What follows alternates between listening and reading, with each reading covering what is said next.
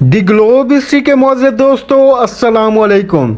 दोस्तों, आज की इस वीडियो में हम बात करेंगे कि वक्त के बादशाह नमरूद और हज़रत इब्राहीम अलैहिस्सलाम के दरमियान मनाज़रे के बारे में। दोस्तों, वीडियो में आगे बढ़ने से पहले मेरी आप लोगों से छोटी सी गुजारिश है कि अगर आप हमारे चैनल दी ग्लोब हिस्ट्री पर नए हैं तो हमारे चैनल को सब्सक्राइब करने के साथ साथ घंटी के निशान को प्रेस करके ऑल पर सेट कर दें। दोस्तों, मनाज़रे का जिक्र ऐसे शख्स के साथ है जो अल्लाह ताला से उसकी अज़मत और कब्रियाई की चादर को छीनना चाहता था। नाऊज़ बिल्लाह, उसने अपने रब होने का दावा किया, हालांकि अल्लाह के कमज़ोर बंदों में से ये भी एक कमज़ोर, बेबस और ज़ईफ़ बंदा था। दोस्तों, अल्लाह ताला ने अपने कलाम सूरत बकरा में इसका जिक्र यूँ फरमाया है, भला तुमने उस शख्स को नहीं देखा जो इस सबब से कि खुदा ने उसको सल्तनत बख्शी थी, इब्राहीम से उसके परवरदिगार के बारे में झगड़ने लगा।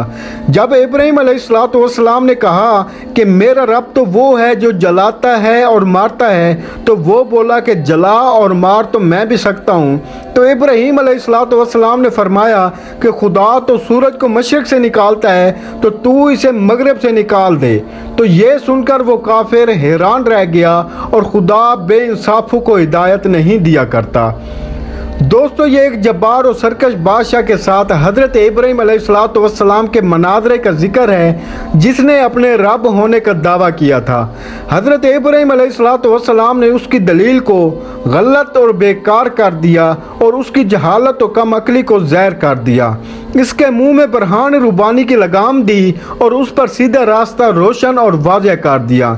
दोस्तों, नमरूद और हज़रत इब्राहीम अलैहिस्सलाम के दरमियान मनाज़रे में वो इस बात की दलील न दे सका और वो हैरान रह गया, और बेशक खुदा बेइंसाफों को हिदायत नहीं करता।